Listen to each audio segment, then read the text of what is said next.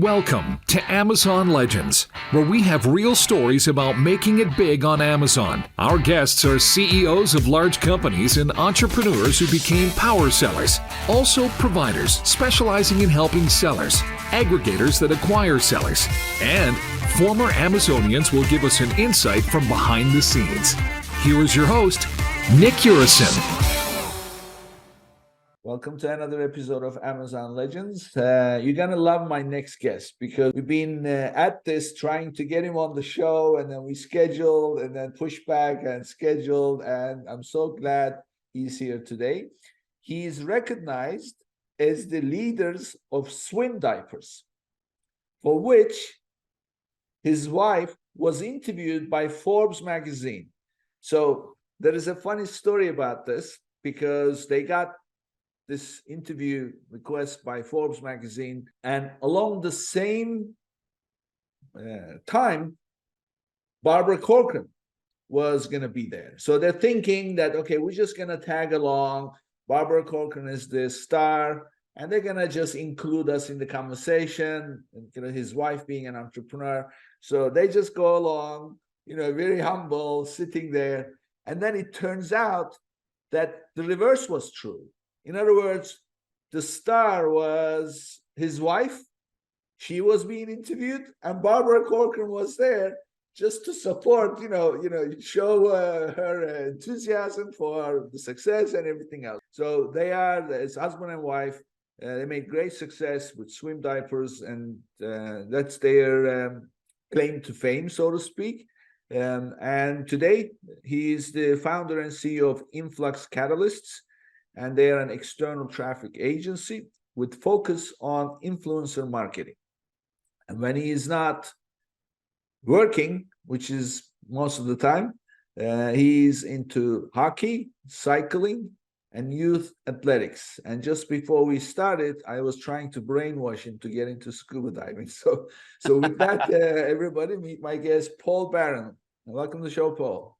Yeah, it's good to finally be here. I think we had originally scheduled this for like a month and a half, 2 months ago.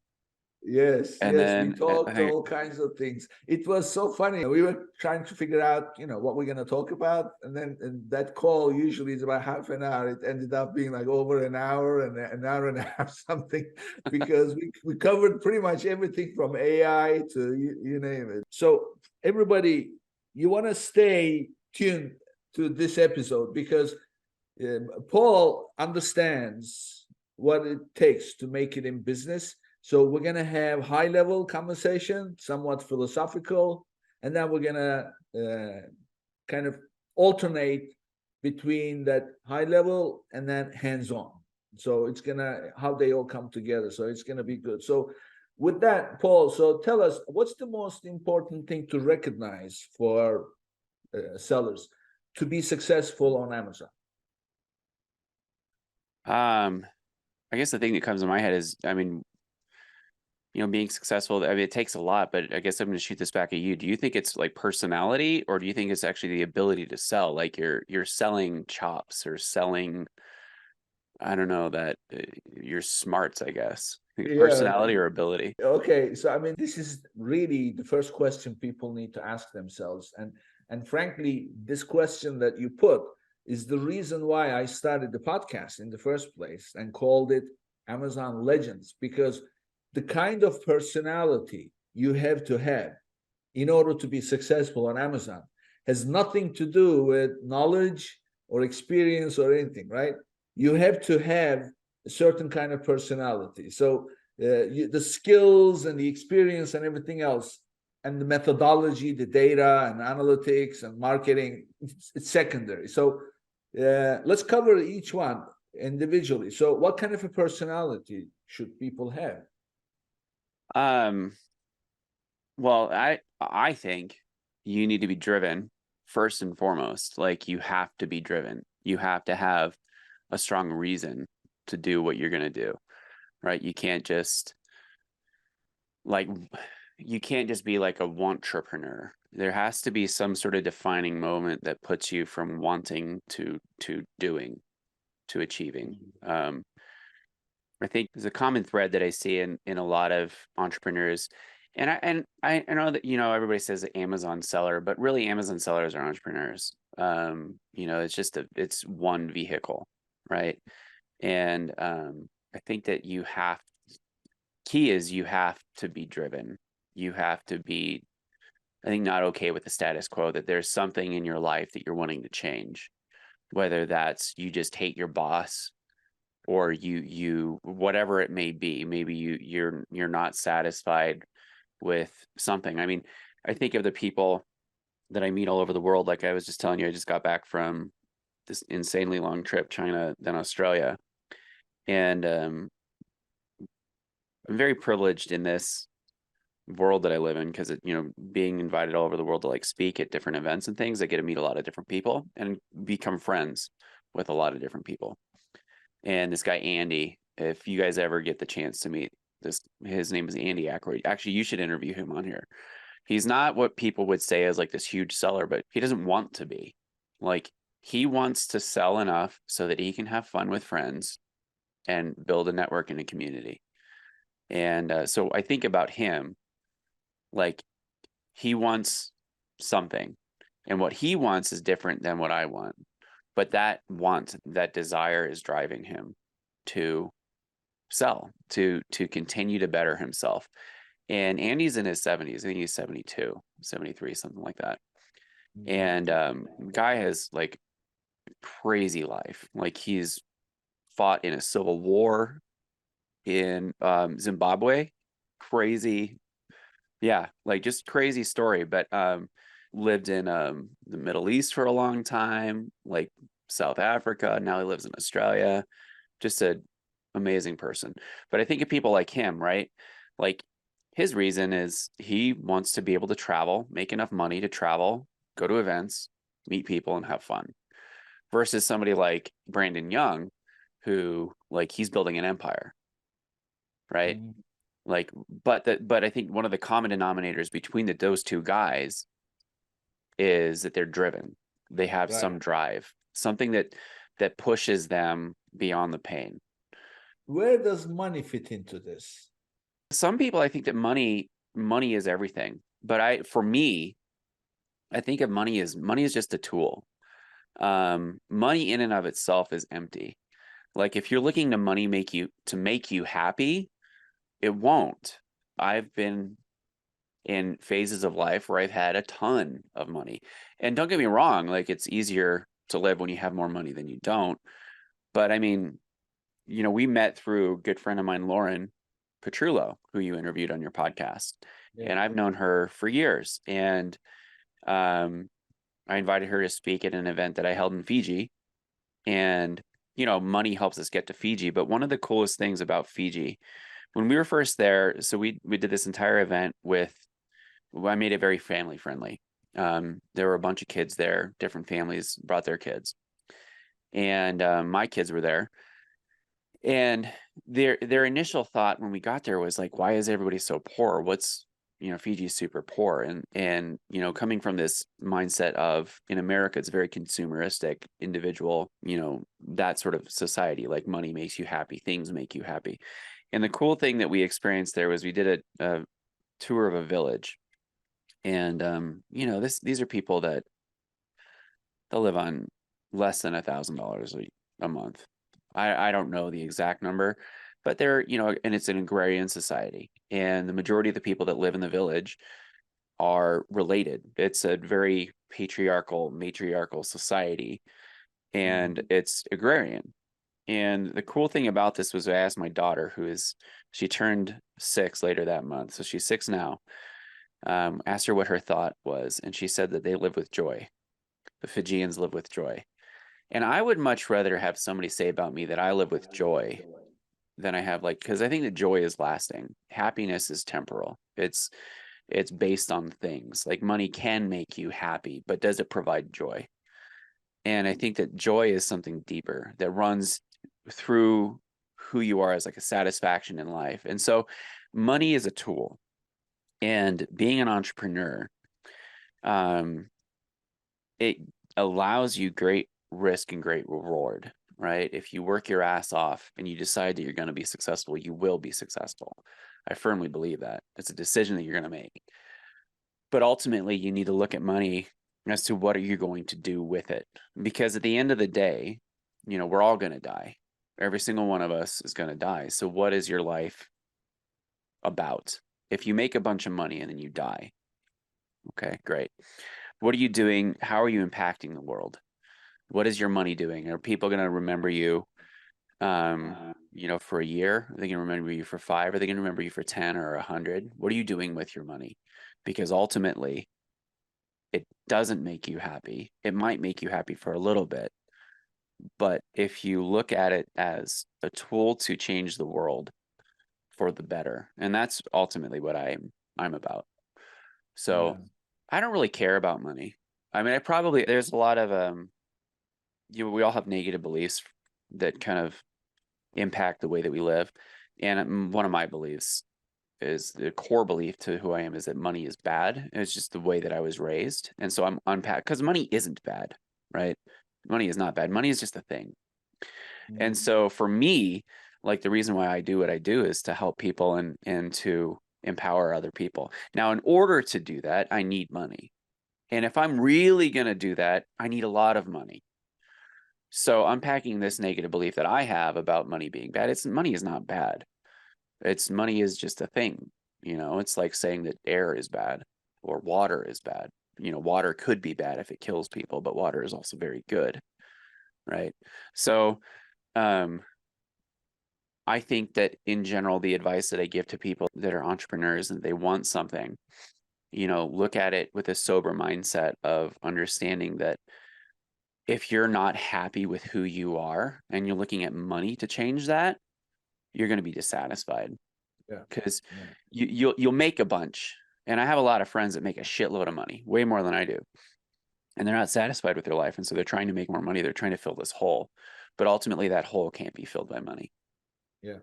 Yeah. I mean, what I say is, you know, I speak to many people. We're coming up to 200 episodes at this point. And every one of these people that I invite to the show, they're entrepreneurs. And then part of right at the end, we talk about, as entrepreneurs, their life experiences and then how they got into what they do today and what were early signs. And it all comes down to, at the end of the day, what drives them to do what they do today. And not a single guest stated money as their driver. Money is not a driver. So if you want to become an entrepreneur, or you hear, if you're young and you're trying to figure out, or you've got a job and blah, blah, and you say you're thinking about becoming an entrepreneur, you don't become an entrepreneur. You are an entrepreneur or not. You just simply have it on hold for now. And right. If you want to become an entrepreneur because you want to make a lot of money, don't, because that is not going to keep you going. It's just, it helps. You will make a lot of it, you will lose a lot of it, and you'll make it again. It's the roller coaster ride, right? Up and down and up and down. And if you are a true entrepreneur, life is never steady. It's not like, oh, you know, I've done this and I've become successful. Now let's move on to the next thing and then success again and again. Never works that way. You're going to fail over and over and over. And the more you fail, the better you get. And ultimately, what I say is, and that's why I call the show Amazon Legends, is in order to make it through this kind of a journey, especially on Amazon, where you are being tested all the time because they throw stuff at you when you least expect them. Could be easy, a listing suspension or an account suspension altogether. This is not for a regular human being. This is something that's going to test you. And anybody who makes it through that is living a legendary life in my book. So that's why I called it Amazon Legends. So money is not the driver. It helps. I say it's a metric. It's how you measure success, depending on how you define it. But at the end of the day, it's one of the metrics. It's a byproduct. And by looking at that, you say, okay, I'm commercializing the idea and my passion, or whatever the case may be. So, okay. So let's now move on to making money. So after putting it all the way down, pushing it down, that we had to make it. What does it take to be, as a seller, to be successful on Amazon with your operation?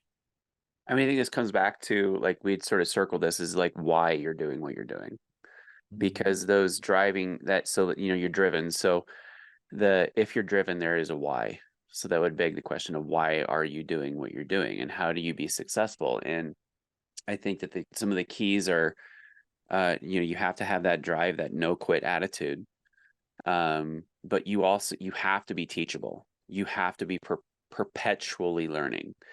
You have to be willing to, like you said, ride the roller coaster, because the entrepreneurism is a roller coaster. I mean, if you quit when the going gets tough, you're never going to get started, because it's tough the entire time. I think of my entrepreneurial journey specific to Amazon, because my entrepreneurial journey started when I was like 5, right? But specific to Amazon, it has been hard. There have been easier times, and there have been a lot of times that I could have either failed to start because of fear of failure. I think there's inflection points when you're first getting started. One is just deciding to get going and learn. I think the second is when you're placing your first inventory order, and you've never done something like this before. That's a huge inflection point of really putting your money where your mouth is. Putting your listings, making your listing live. And I remember our listings went live in July of 2015. It was incidentally the very first Prime Day ever. Day one that we went live. It wasn't planned. Like, I don't even know that we knew. I think we had heard about Prime Day, but this is the first one. So nobody knew what it was going to become. And we had 9 sales that day. And I was working as a waiter. I had 2 jobs. I was running a marketing agency. I say that in air quotes, because it was just me and my best friend. He was doing website development, and I was supposed to be doing sales and project management. I'm the worst project manager ever, but I was supposed to be selling things, and I ended up doing a lot of the web development too. So I'm trying to do this, during the day, and then at nights I'm waiting tables to pay the bills, and our listing goes live. And mind you, like, we had bought a course that helped teach us how to get started. So in order to be successful, you need to align yourself with people that are more successful than you and learn from them. And I think another inflection point of failure that I see is when people get a little bit too big for their britches, and you think that you've got it and you don't need to learn anymore. And you're like, no, I don't need what you have. And every single time that I've ever done that, I've lost money. Every single time that I've tried to perfect something before taking it and then perfecting as I go, I've lost money. You have to always be moving forward. You have to always be learning. You have to always be going through barriers. You have to have this no quit attitude. And all of that is driven by your why. You have to have a strong drive, a strong reason for what you're doing. And when you get off focus is when you start to lose your way. So, I kind of alluded to this earlier, but one of my whys is my family. I have several whys, but my family is a huge why for me. So if I am, traveling, 2 weeks out of every month, am I actually serving my why? Because I'm away from my family, so I have to recenter, right? If I am spending too much time working so that I can help my family, putting the cart before the horse, am I actually serving my why? It's easy in the Amazon world to look at other people's numbers and hear about this great success, but you don't see what's going on behind closed doors. You don't see, you may hear, oh, so-and-so is selling, 40 million a year, but you don't know what their actual profit margin is. You don't know how much they're sleeping. You don't know how happy they are with life. You don't know a lot of stuff. And so if we get caught in this comparison trap where we're like, well, I'm not successful because I'm not there. I think your why needs to define success for you. And success isn't this end goal. It's a continual journey that's going to be changing, right? Are you moving towards your goal, whatever that may be? So that's, I think, not just in Amazon, what it takes to be successful. It's just what it takes to be successful in life. There is a bit of a dilemma in this. So your whys are your fundamentals, that those are your guiding principles of why you do what you do and how you do it. So that's what it is.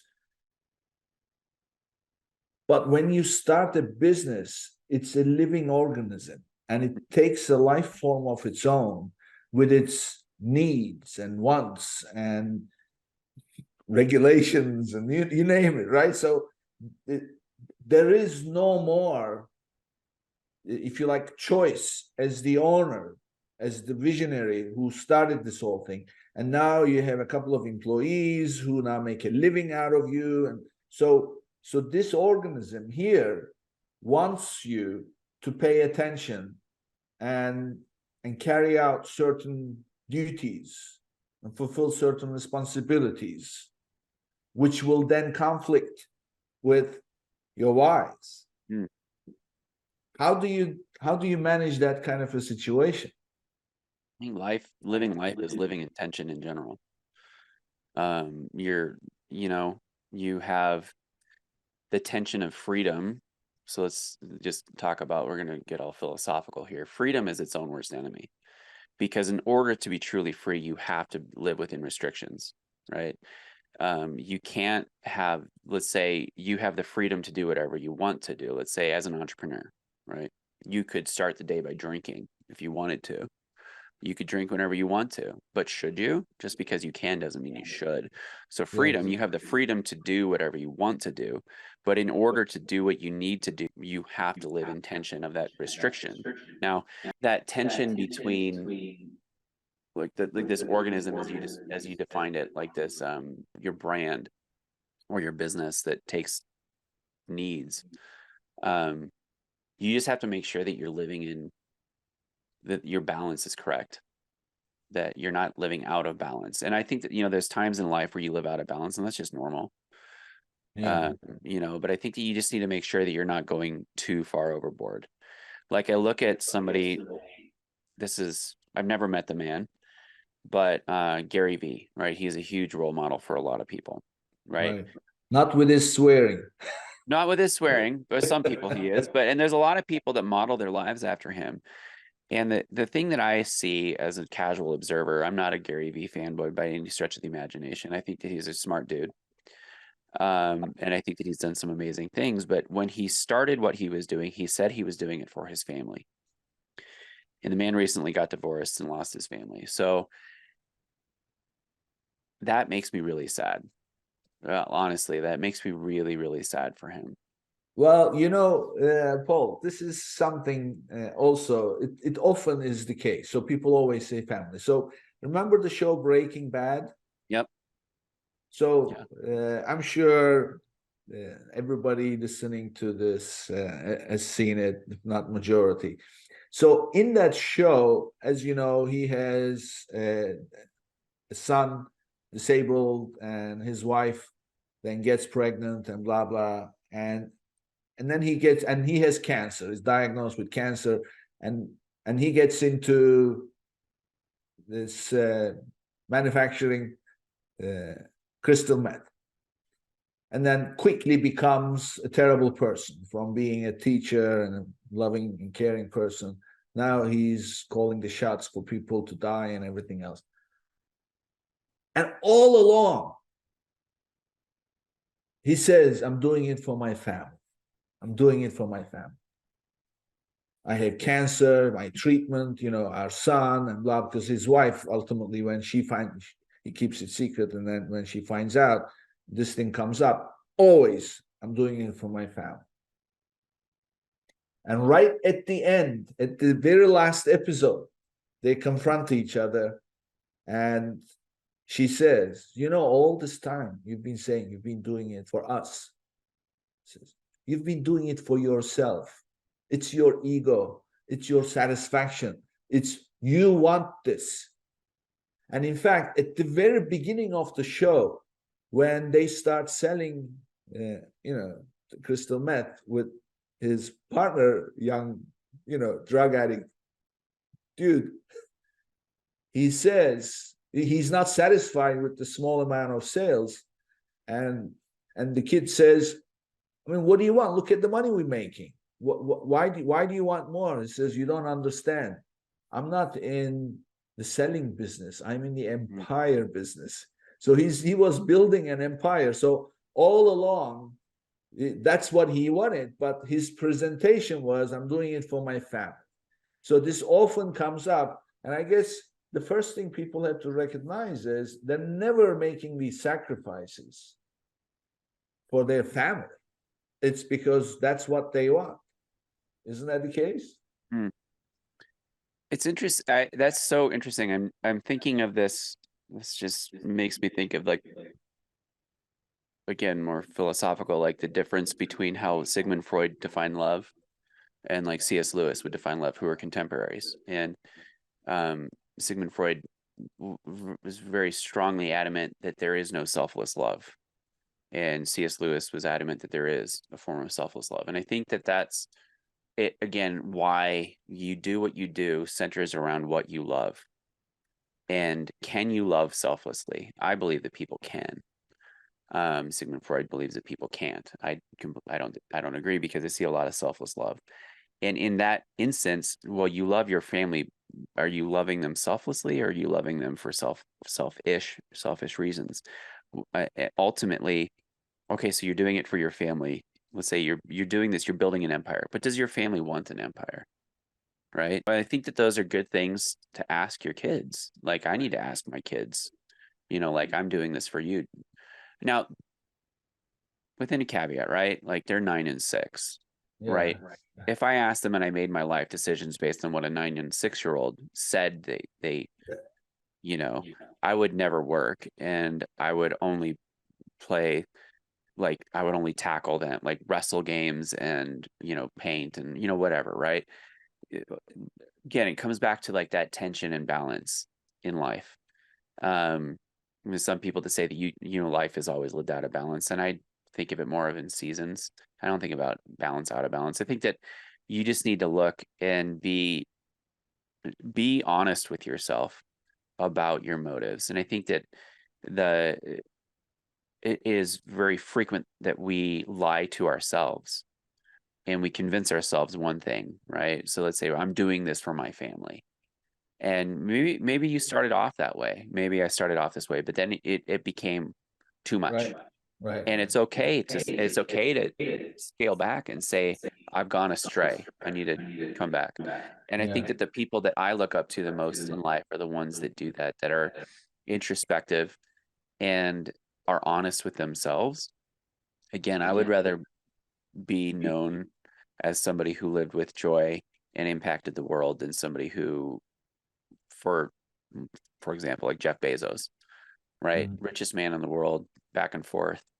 But by all reports and what I see in how he runs his empire, he just seems like an asshole. Like, he doesn't seem like a nice guy. He doesn't seem like he has many close friends.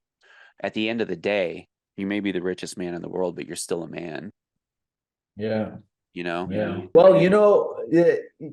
Paul, I don't know his name. Senior guy, very wealthy, billionaire kind of thing, investor. And then, I don't remember his name, but he talks about the people, successful people like Bezos. He says, oh, you so admire Steve Jobs.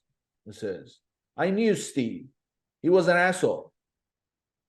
And then he says, you talk about Bill Gates, changed the whole computer industry. He says, oh, you want to be like him? Bill is an asshole. I know him. So, and then he goes, you see the pattern here? All these successful people. But what he was getting at was, do not look at these people who become huge success and think that, oh, they are lovable, they are easy, that they are very difficult to work with, because the kind of standards they have and how they live their lives. And as you put it right at the beginning, what drives them It's not for everyone. So, and in the process, it's quite possible that people are not going to like you. Yeah, I mean, again, that comes back to, I guess, who you are as a person. Like, I am the type of person that I really want to be liked, which is a weakness of mine, to be honest. But that being said, I do think, and also it's a core driving motive of what I do is to help people. I think there's a lot of bullshit out there that people say that, and then you look at what they do, and it's not the same, right? Like the slick Rick used car salesman types that are like, buy my course. Like, I'm not putting down all courses there. I have friends that have courses. I've run courses, and I'm not saying that all people that sell courses are bad, but you need to look at the tree, right? If you're selling yourself as like an apple tree, and you grow pine cones, you got to know who you're following. And again, coming back to like what you want in life, right? So this concept of being successful, I really believe that you need to have people that are willing to invest in you. And those people that you learn from, that mentor you, you will start to become like them. We're the average of the people that we hang out with. So if you want to up level your life, hang out with people that are where you want to be. And what does that look like? The people where I want to be, yes, they are financially successful, but more importantly, they have families. They have a strong family life. Their wives, they have a great relationship, great marital relationship. They have a great family relationship with their kids. Their kids are smart and responsible and respectful and good humans. So that's where I want to be, and again, like unpacking, whatever these false beliefs are that we all have, whatever those may be, identifying those in going through therapy. I'm a huge proponent of therapy. I'm in therapy again now, and my therapist it's funny because I guess in the past I've always had more like the therapists sort of guide the sessions, but he's always asking like, what do you want out of therapy? And again, it's like, why am I here? Well, am I here because I feel like I just need to be here because it's the right thing to do? Am I spending 100 and whatever per session just to talk to you? But I lost my train of thought here. The point is that you need to be introspective. You need to look at where you want to be, and you need to make sure that you are honest with yourself and recognize when you need help. That's the most important thing. You need to be honest with yourself, because nobody else, you can lie to everybody, but as long as you are honest with yourself, at least you'll have a better life, because you know where you're going. Paul, there is a book called Happiness Advantage. Have you heard about it? I haven't heard of that. Oh, I would recommend this. Read it. It's a small book, but let me tell you the story of the book. The writer is a Princeton graduate. So he was born and raised in Waco, Texas. And he gets into Princeton. Like the whole town is like, he's the pride of whole town. A small little place like Waco, Texas, and the guy gets into Princeton. He's over the moon. He's so happy. His major is psychology. So his first day in Princeton, he gets a scholarship, because they're the poor, they're not wealthy. He gets a scholarship, and his first day in Princeton, he's meeting all these kids. And as you can imagine, kids from wealthy families. They are now Princeton students. They don't have a worry in the world, categorically speaking, shouldn't. He realizes everybody's depressed. And it becomes a curious situation. How is it that people who have everything, and they are in Princeton, and they're depressed? So he graduates and stays on campus. So in fact, he's a very funny guy by the name of Shawn Achor, Shawn, Shawn Achor, Achor, Shawn Achor. So he says that he's the longest ever person who lived on campus 14 years, because after graduating, he does his, doctor's degree and everything. But what he studied is happiness. What causes happiness? Now, there is this new study, 75-year-old study that lasted 75 years from Harvard, I think they did the study. But he also he interviewed like 2,000 kids and followed them. And what he did was, this guy is also an entrepreneurial guy. So what he realized was, we link our happiness to our goals. And when we achieve our goals, we feel we're going to be successful, and therefore we'll be happy. So therefore, we keep pursuing those goals to be successful so that we could be happy. However, the human psychology is, once you achieve a goal, by that time, you've already set another goal. And this goal you've just achieved is no longer that important. And now you are linked to your next goal. So therefore, you never see yourself successful. I've achieved a success, yes, no. So therefore, you're never happy. So you go through your life to be happy in a miserable, depressed way. So, and as a result, because of that, the kind of energy you have, the negativity and everything else, your success is jeopardized. So he wrote this book called Happiness Advantage to give people some actionable tips on keeping themselves in a happy mood, because success does not bring happiness, but happiness brings success. And the way he opens the book is, if you go way back to the times when people thought the world was flat and the world was in the center of the universe and the whole universe revolved around the earth, until Copernicus came along. When he discovered the telescope, he actually proved the opposite. He said, no, we revolve around the sun. He says, success is like that. The happiness is the sun in the center, that you have to be in that mode. And then success and everything else will come to you. And the happier you are, the successful you get. And depending on how you define. So that's his premise. That's how he opens the book. And he provides some actionable things. And in fact, I turned them into metrics, believe it or not. And then I will track every day how I was doing. And that would keep you in this happy mode.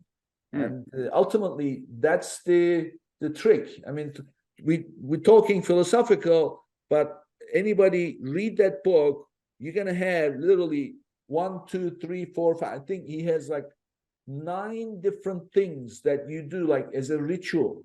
Because what he says is, our brain, we condition our brain to stay unhappy because of the conditioning that the brain goes through over years. So you just have to reverse that process and then put yourself in that happy mode. So that's his take. Really interesting. It's funny because I love talking philosophy, honestly, because I'm a huge proponent on like knowing understanding what you believe and why you believe it. And I think I heard this quote the other day, that a bigot is not someone who, I'm gonna butcher this, but a bigot isn't someone who is just, you think of like a bigot, somebody who's just a hateful, angry person. A bigot isn't somebody who like believes something you don't, that's opposing. A bigot is someone who you become a bigot when you cannot fathom how somebody got to where they believe. And I think that understanding, like, we are all humans. And generally speaking, we all do things that we believe are rational to ourselves. That being said, humans are incredibly irrational. We make amazingly irrational decisions all the time. And then we back them up with logic. But, we're incredibly emotionally driven, which I guess we're going to segue into creator marketing, influencer marketing. the way that I look at creators, influence in general, it's like this psychology of irrationality and herd mentality, and again, like why you do what you do, why we do what we do, and kind of tapping into those things. Like it's always fascinated me, like why I do what I do. There was a time when I was, let's see, in my early 20s, I was sick for like 2 weeks straight, and I just like read like everything on like Nazi literature that I could get my hand, because it just fascinated me how a country could be so taken over by one person, Hitler, who had the hallmarks, like he was a great leader. He led the nation really well astray. So how could rational people who believe themselves to be rational, like, Germans are very Exactly. not emotional, generally speaking, but this fervor that this man ignited in this nation, an emotional fervor and irrational. It always blows my mind how people can go from believing this to therefore this. Like it's I see it again, like you say that you're doing something for your family, but then you lose your family. Was it really for your family? I'm sure it started off that way, and I think that, a book that I'm going to reread, I need to reread it again, but the book on habits by James Clear. My brain just went blank. Atomic Habits. Oh, okay. It talks about like this concept of, I think that he makes this great point that life is made up of small decisions, and it's these small decisions that make the life. And we humans overemphasize this idea of the momentous decision, like this one decision that's going to change things. But, the beautiful thing about humans is that, generally speaking, we all have the same thing. When we're born, you all have a mother, you all have a father. Now, whether that mother loves you, whether the father loves you, and how much you have from there is, there's a lot that goes into how much you can achieve. But theoretically, anybody could achieve like the heights of greatness, right? You have the same person that could be Mother Teresa. That same person could make choices to make her Hitler, right? So where do these decision points, how do you go from here to there? And I believe that inside every person, there's with this Spider-Man saying that, with great power comes great responsibility. Right. And we underemphasize the fact that we all have great power, every single one of us. Right. And Yeah. every decision that we make is either building the future that we want or destroying the future that we want. As you know, Amazon often loses inventory or overcharges fees. With Arti, you can now recover up to 30% of your lost revenue. At a monthly flat rate of only $99 with no commission fees for unlimited reimbursements, you can increase your bottom line. Their automated Amazon-compliant process ensures hassle-free refunds. Visit www.getarti.com/legends and sign up today to get 1 month free and discover your recovery potential. What you just said just a minute ago about that could be the kid could be Mother Teresa, could be Hitler. So somebody said this a long time ago. This reminded me.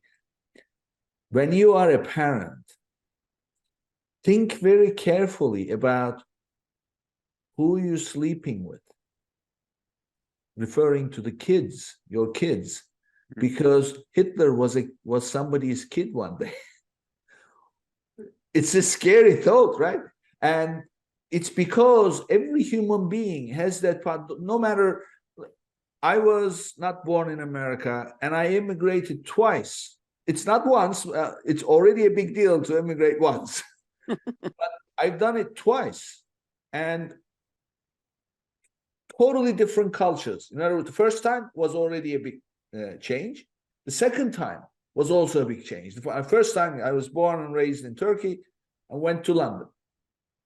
So hot, tempered, passionate Mediterranean culture versus British, reserved, cold. And then from Britain to America, couldn't be more different. So I've done it twice. So how does one do that with nothing, pretty much? And it's because you have that power, that you have it, and how you use it is the real question. This psychology of influence like really trips up a lot of people when it comes to like creator marketing, right? I want to redefine the industry to change what people say from influencer marketing to creator marketing, because every person has influence, right?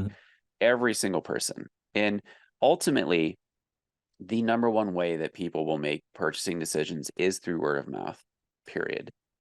That is how the vast majority of purchasing decisions are made to this day. So I read a book called Contagious by Jonah Berger, which talks about the psychology of influence. And he brings up social media influencers. And even, I think it was something like 7 to 15. It was really low. I'd have to look at the actual numbers. It was around 7 to 9, maybe 15, at the most 15% of all word of mouth decisions. Let's say that on average, word of mouth is responsible for 50% of sales. Let's just say that. Now, maybe 10% of word of mouth is social media. And quite frequently, conversations that I have with Amazon sellers specifically are like, well, how do I see the ROI in influencer marketing? And I'm not saying that that's a bad question, but it is a bad question, because what you need to look at is, like, we're so, in the early days of Amazon especially, man, you could put half-eaten spaghetti on Amazon and sell it, right? It's gotten a lot harder these days. And there's reasons why companies like LinkedIn, they just did a white paper that talked about how they're investing massively in brand. Same thing with Gary Vee. Gary Vee, he's come up a couple times in this conversation. He is a huge proponent of performance-based marketing, but all of these big people agencies are focusing on brand, because brand is the deciding point. Like, if you're going to say between, let's say this is a Nalgene bottle that I've been drinking out of. So for those of us that are able to watch video, you can see this is a green Nalgene bottle. Now, Nalgene they've been around forever, and they were like the water bottle for the longest time. Now, if I had a Nalgene water bottle and something that looked exactly like a Nalgene, and one just said Nalgene, and they were the exact same price, I would pick the Nalgene, because of the brand and the story and the things that go along with brand. Or you have a little bit of the why. Like, you had made a very good point earlier that, like, when you're starting a business, it's like a living, breathing entity, and that's what brands are, right? And when you work with creators who are worth their salt, that are worth working with, right? These are people that are brands themselves, and you want to align your brand with like-minded brands to grow. And it's a huge disservice that I see people thinking of influencer marketing as just like cogs in a wheel.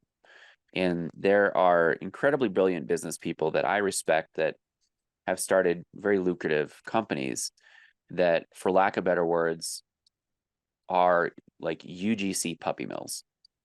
So UGC, for those that are listening, if you're not familiar with that, that stands for user-generated content, because user-generated content works. User-generated content is when, let's say I'm hiking, I'm drinking out of my Nalgene, and you could snap a photo of me drinking. You're living this lifestyle of, I'm doing what I love, and I'm using your product.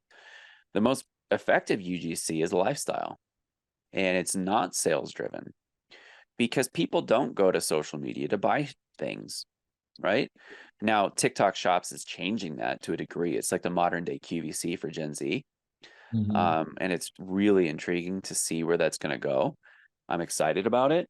That being said, generally speaking, we hang out on social media. It's like an aspirational medium that serves us dopamine, that triggers these desires like, oh, I want that. I want to be there. You put yourself in the shoes of the person who's taking the photos, right? It's, again, the psychology of it, of influence is amazing. So brand wins, and brands understand that that the things that win are lifestyle and portraying the lifestyle. And so it's challenging when working with Amazon sellers that are in a the business model. And there's something to be said for this business model where you sell through. You just white label something, sell through, take the money, and then sell through. That is actually a really good business model, because you don't have to worry about keeping inventory on stock. You don't have to worry about maintaining your rank. You just, play the game, rank well, sell out, make money, and turn it over. But if you're looking at building, something longer term that has value that you can exit, say a brand, then you have to think about those things like lifestyle. You have to think about the stories that people tell about your brand. You have to think about word of mouth, and you have to understand that word of mouth is the number one driver of sales, period.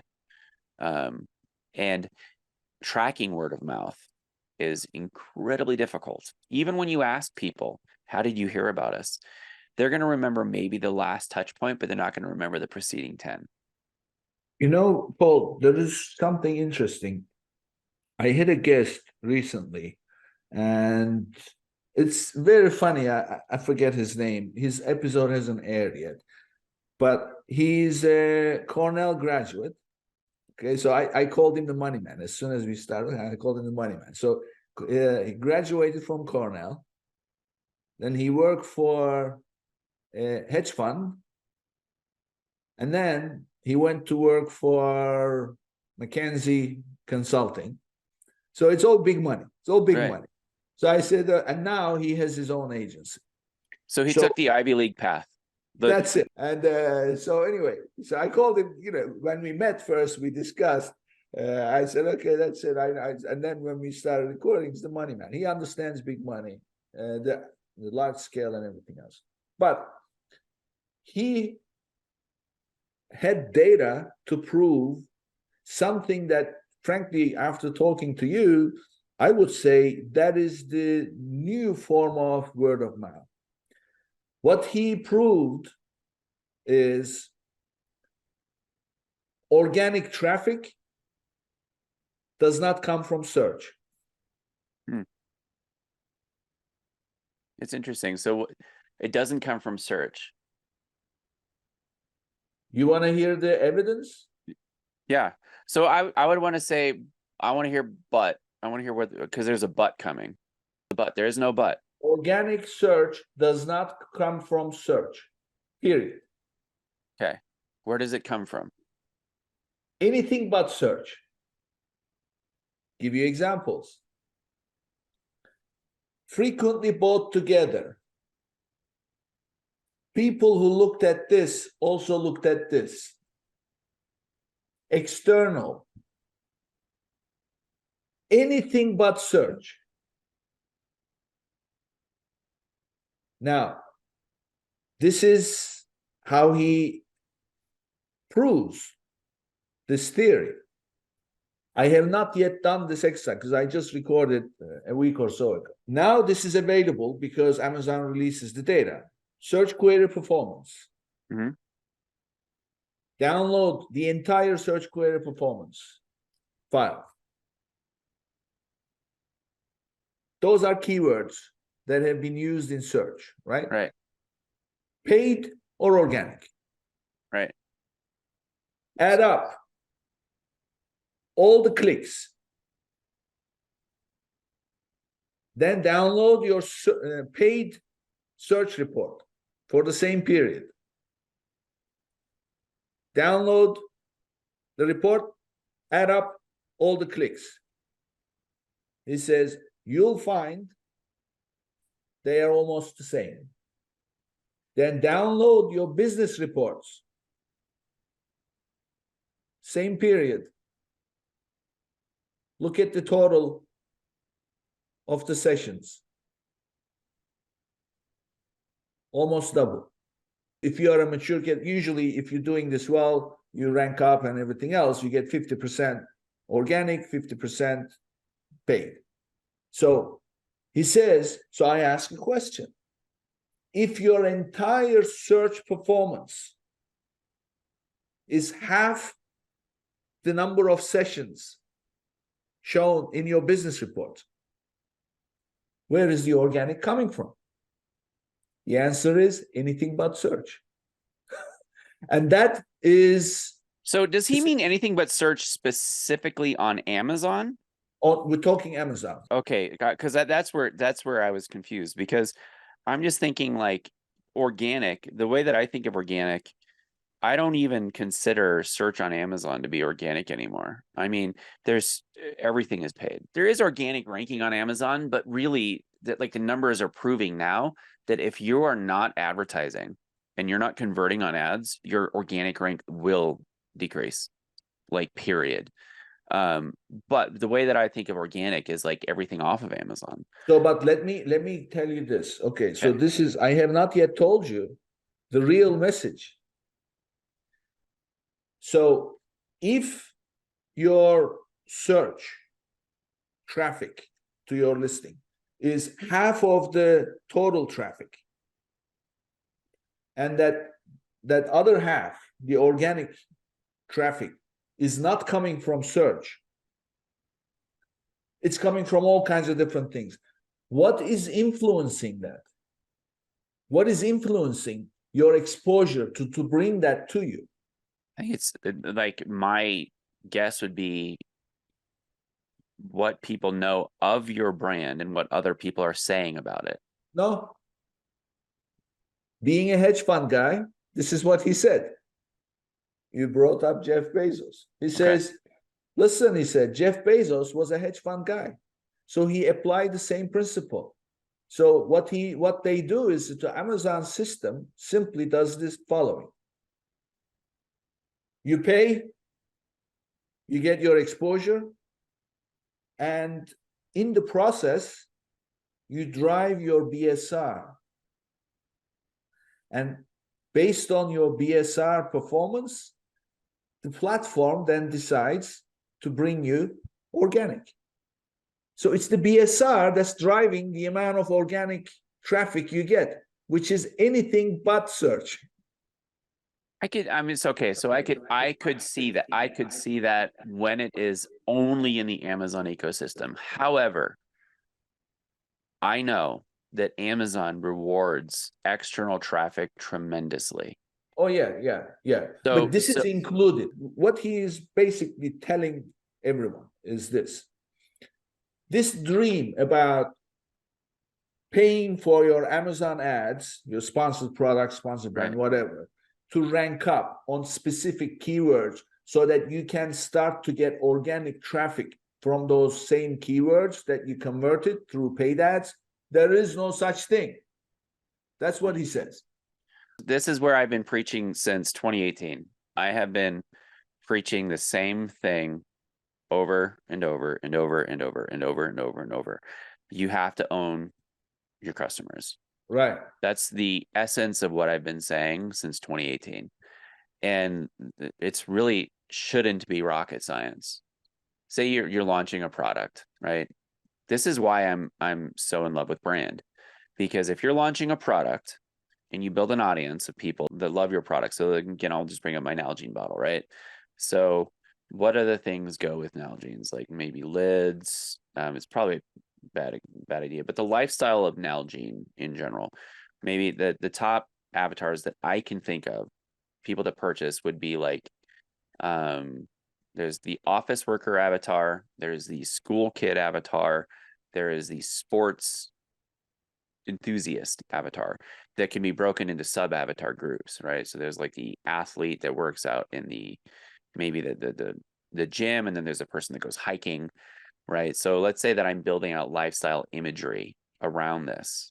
If I'm wanting people to know that I am the name, I'm not going to start advertising to them and saying, buy my water bottle, it's great for the office. No, I'm going to go to my audience and I'm going to ask them to start taking photos of themselves using it in their day-to-day life.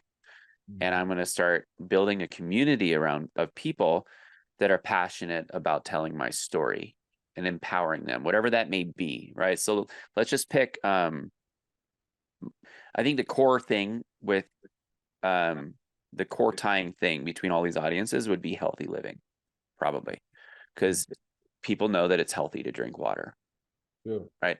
That's why there's like all these giant, I don't know if you've seen this trend, but there is like a trend of like these like drink a gallon a day. And there's like these gigantic water bottles that are just huge. Right. I have one. I have one. One of my team members convinced me to buy one. And she got everybody on the entire company to buy one of these stupid water bottles. Well, yeah, is everybody using it? That's the main Well, question. I mean, it's in the cupboard, but I mean, you know, that coming back to like using it is all about community. You Right. are who you hang around.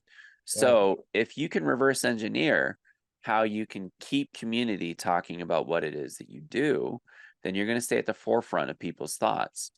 And coming back to the psychology of influence and where people overestimate things is we place too much value on the Jeff Bezos and the Gary Vaynerchuks of the world, right? These big shining stars that are like beacons, right? Kim Kardashian, all these folks.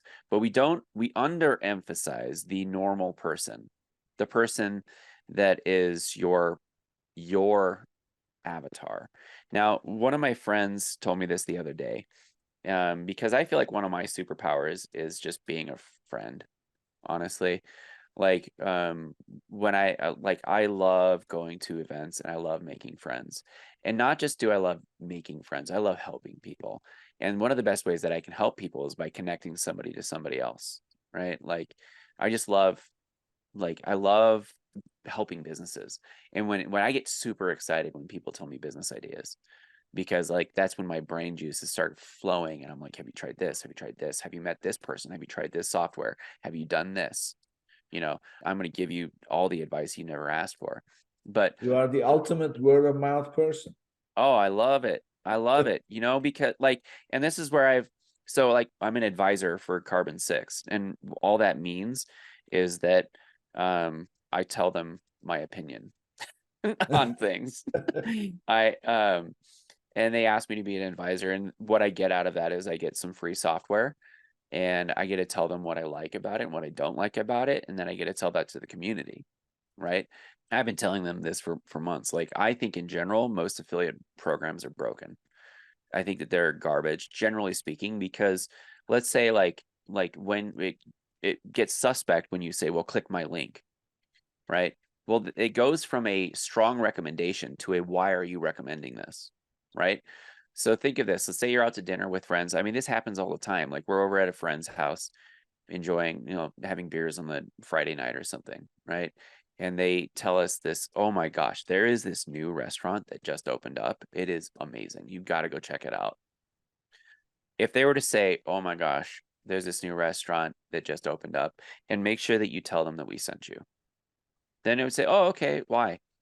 Or if it's like, well, they're going to get you in the door quicker. That's a different reason than, well, because I get 20% discount. I get a 20% referral fee, right? This is the issue with influencer marketing in general and tracking performance.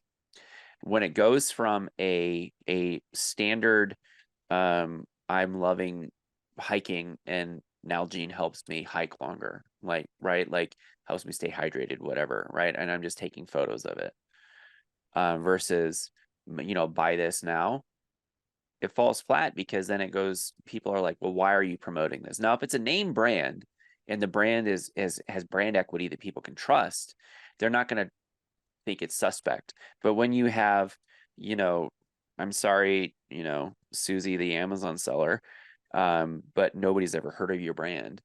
And when you're trying to build your brand and you're being so dogmatic about making sure that you have the tracking links and all that stuff, which again, I'm not saying that's bad, but when it causes people to question the integrity and the motivation of the person who's promoting it because they've never heard of you, right?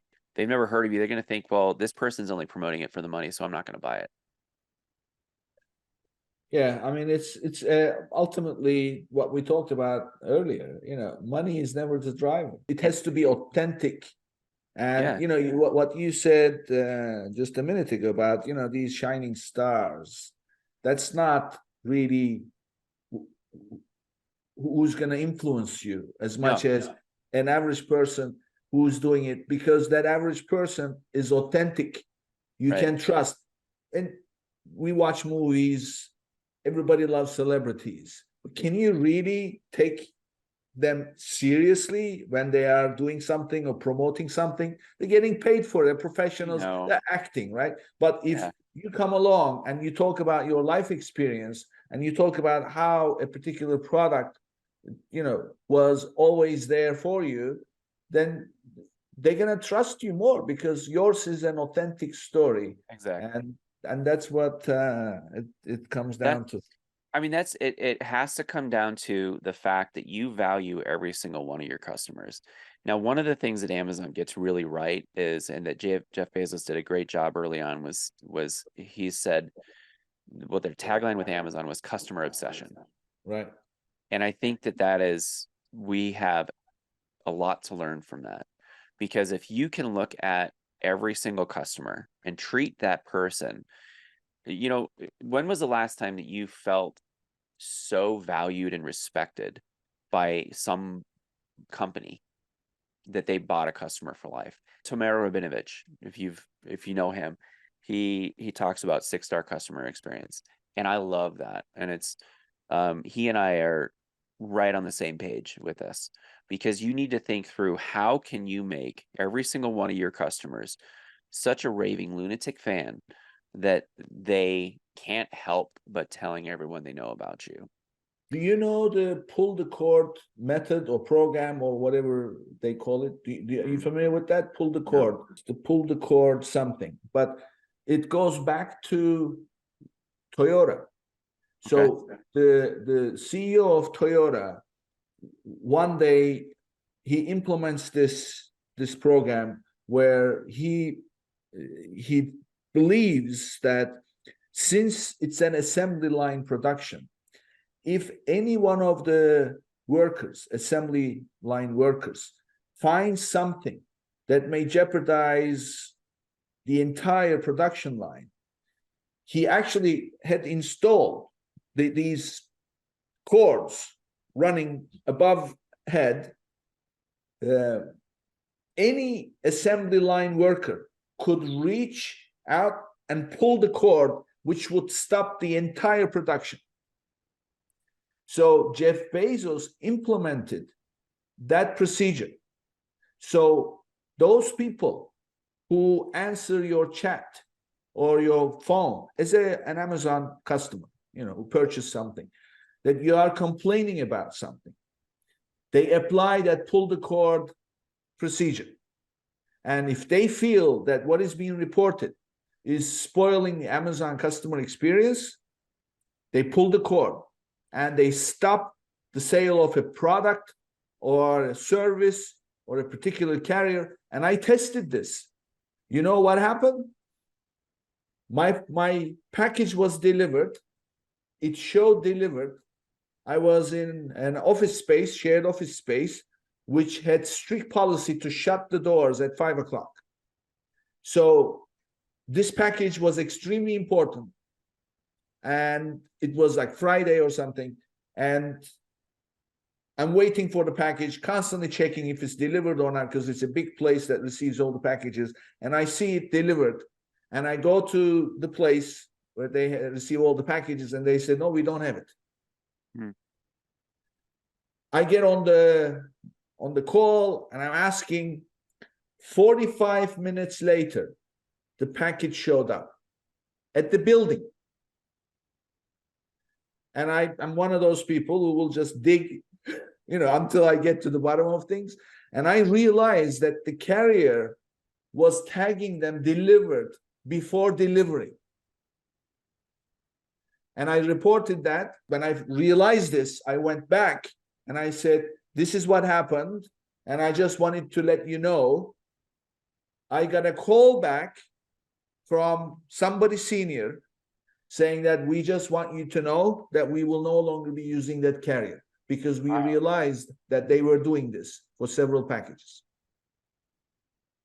So they have this pull the cord mentality or procedure that any Amazon employee is empowered by this pull the cord procedure where they can stop any sale or process or provider, seller, or anything if they feel it jeopardizes the Amazon customer experience. I mean, that's a great lesson for Amazon sellers. I have a friend who, actually the very first person that I ever met at an Amazon event ever. Her name is Susan McDowell. She's such a gem. If you ever meet Susan, chances are she's going to be sitting at a bar with her laptop and a mouse. She always brings her mouse. And I met her at this bar at hotel in Austin where the event was happening. And I met her, and she had told me, has stuck with me for years. Amazon is a stovepipe, and that the people are just trying to keep their jobs. So if it's in their best interest to shut you down and not ask questions, they're going to do that. So they're going to pull the cord in your account if it looks like you're violating terms of service. If it seems like, they're not going to dig into it, they're just going to shut you down. Yeah. And this makes me think, I guess, to summarize like our entire conversation here, like, you can get anywhere you want to go in life if you help enough other people get where they want to go. So if we apply that to Amazon, right? We know that Amazon is customer obsessed. We, as much as we gripe that we're their customers, we're not. We are tools to help them serve their customers, aka make money. So if we can apply that to Amazon, help Amazon get where they want to go, then we're going to win. Exactly. You know, where Amazon wants to go is provide the best products at the best value. They want to be the everything store, and they want their customers to rave about them and come back. So that's why I will always say having inserts is you need to have them, but you need to make sure that you're not violating Amazon's terms of service, and you're not trying to circumvent things and get people to come, buy on your own website, right? Plain and simply, Amazon customers are going to be Amazon customers. They're going to buy from Amazon. Now, when you're talking about external traffic and building a brand off Amazon, people are going to buy where they're going to buy. So you need to sell everywhere. You need to sell on Amazon. You need to sell on Walmart. You need to sell on Target. You need to sell in store. You need to sell on your website, because people are going to buy for their reasons. And if you help them get where they want to go in life, then you're going to win. Yeah, that's the bottom line. So, Paul, we usually do 1 hour, but conversation with you, we can do this like forever. So great business talk, and right at the end, I always want to peel the layers of the onion of my guests. I feel like all we've been doing is peeling onion layers. Yeah, I mean, we kind of we've been doing that. This is not tactical conversation, has not been tactical conversation. And entirely we've had that, but I have one question for you, which I think I'm curious to know the answer to. So this thing that you know about yourself, you said you want to be honest with yourself, that you know why you do what you do. That's your drive, right? That's what drives. Yeah. When did you discover that? Because clearly that didn't fall on your head at the age of 25 or 30. I'm sure that as a kid. Yeah. It was when I was 4 years old. I was just like any kid. You have kids? No. Okay. So any parent knows that getting kids to take a nap is a giant pain in the ass. Like, generally speaking, like, they're going to fight you and like, I don't need a nap. I'm not sleepy. Like, you are clearly exhausted. You need a nap. And I was like that. And I remember one time specifically, my mom sent me to take a nap, and I willingly went, and I just laid down. And as I was looking out the window, I heard the word in my heart. It wasn't like audible, but I heard the word pastor.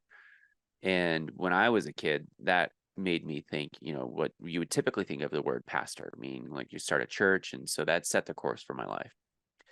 And ultimately, a pastor is somebody who empowers people. and is kind of a mentor for them, you know, and so that's what I do. I'm a pastor. I'm just not in a church, and it's generally not religious I mean, I'm a person of deep faith. And I think that faith is a very personal choice.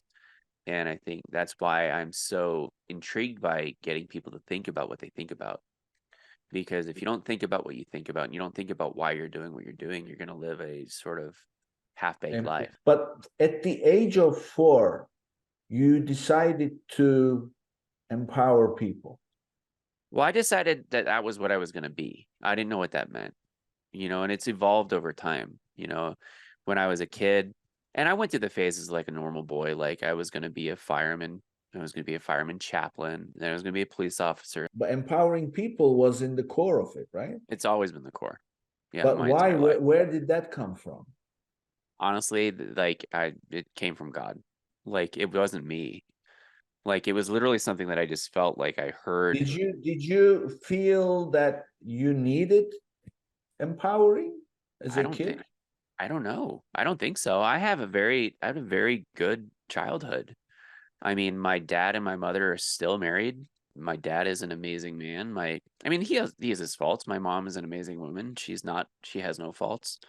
But and he'll be the first person to agree with me on that I'm a lot more similar to my dad. I can be a giant asshole at times, but I think They when I'm like helping people, both yeah, of they them. love that's what they do. They love helping people. I mean, my mom runs a daycare preschool, and she does a lot of scholarships and things just to help people. Do you think you help people as much as your parents do?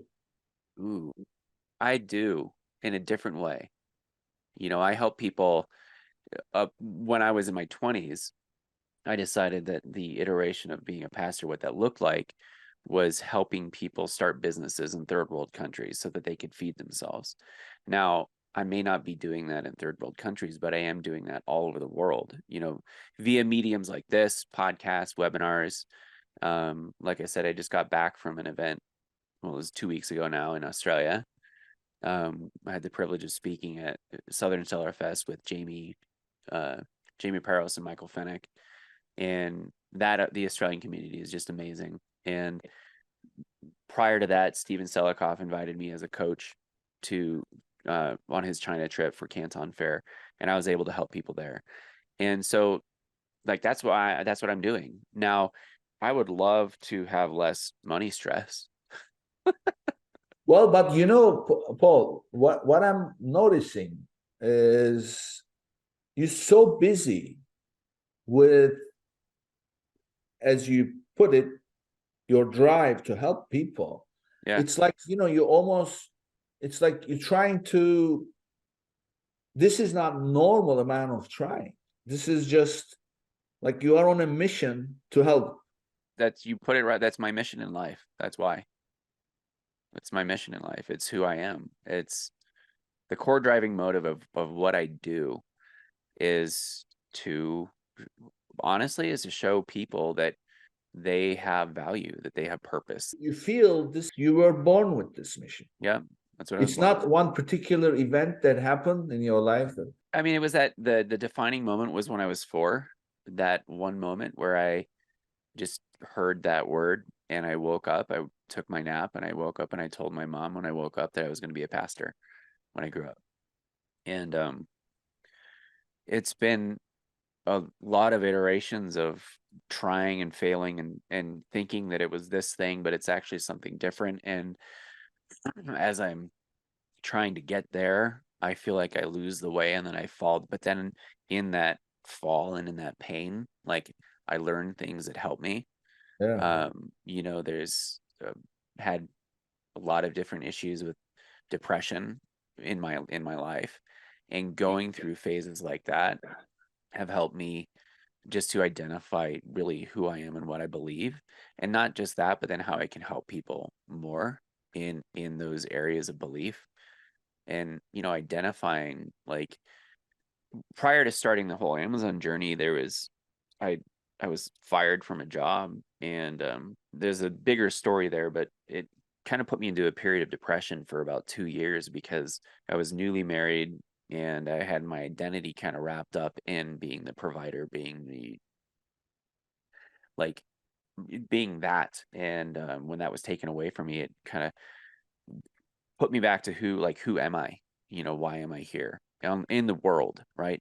And if I can really empathize with people that feel very pointless, because there's a difference between failing and identifying at the core of your being that you are a failure, that there's something wrong with you. And that's kind of the message that I want to get out to the world, that you can go through hard times and you can fail and but you are loved. And if it's, again, like, my faith is so core to who I am that at the core, I believe that God loves you. But even if you don't believe that, I love you. And even if I'm the only person, like, getting all emotional. I'm such an emotional person, but it's I mean, core. listen, this is the meaning of life, right? So it's Yeah. what people I work with people and they ask me, and people come to me all the time. I'm not talking like only in this country, because these days you have remote employees, and people come to me, they hear or they work for a while, they leave and come back and they say, look, we always learn with you. And I always tell them, that is my purpose in life, to make an impact, to make a lasting impact. So if one day, I don't have kids, I don't have family. So after I'm gone, if one person in this world can say, this guy was not easy to work with, but he changed my life. I learned so much, and because of that, I'm here. And I'm proud to say that I've had several people say that already to my face when I'm around still. So it's the purpose, and you obviously found your purpose. And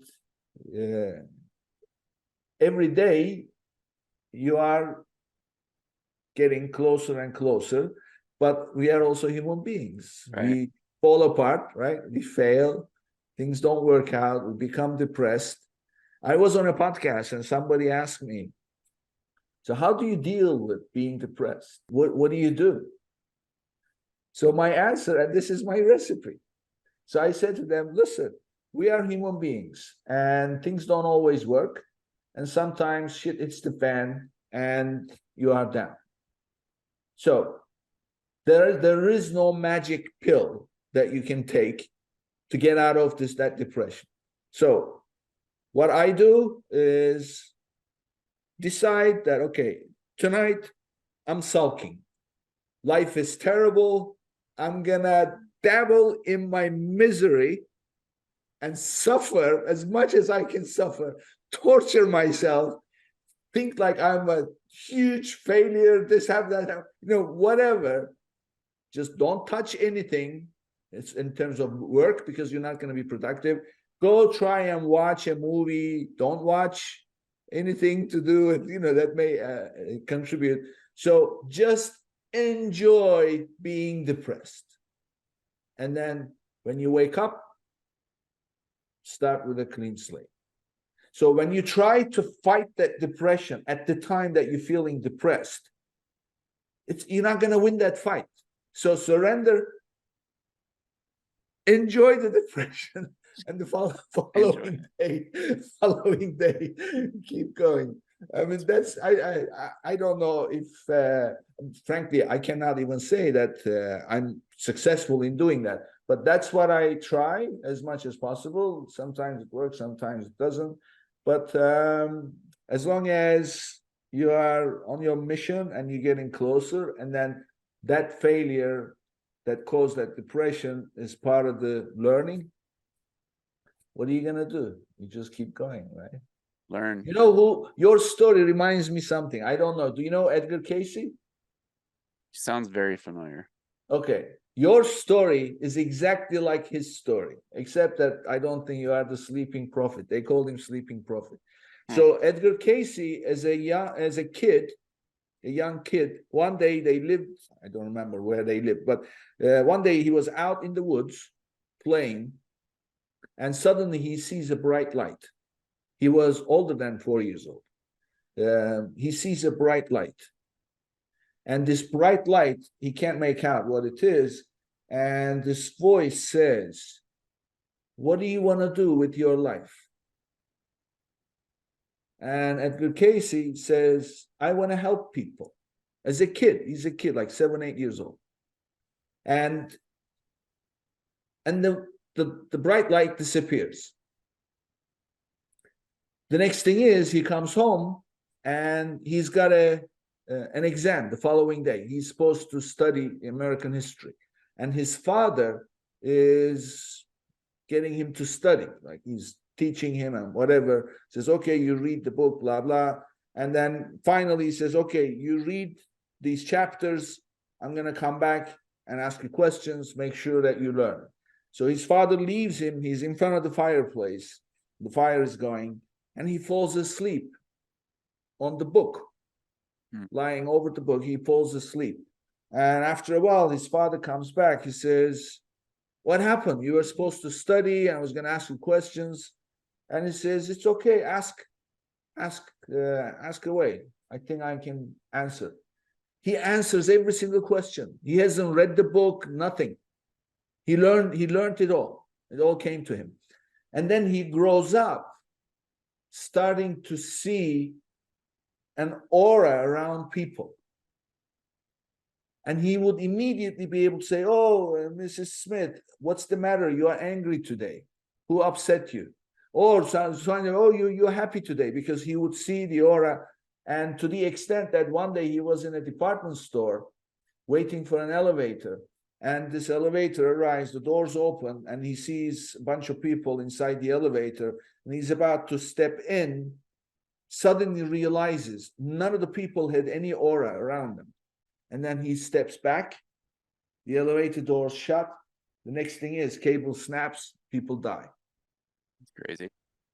And at that point, he realized he had something. And what he would do was he would basically go to sleep. And in his sleep, he would see visions. And those visions would become reality. That's why they called him the sleeping prophet. So people would go to him and say, "I've got this problem. How do you think I can cure this?"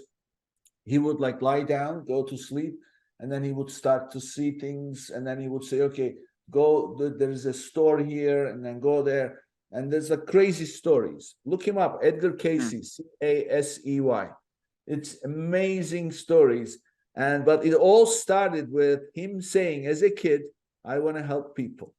And he ends up helping people to the extent that doctors couldn't cure, or, the different situations.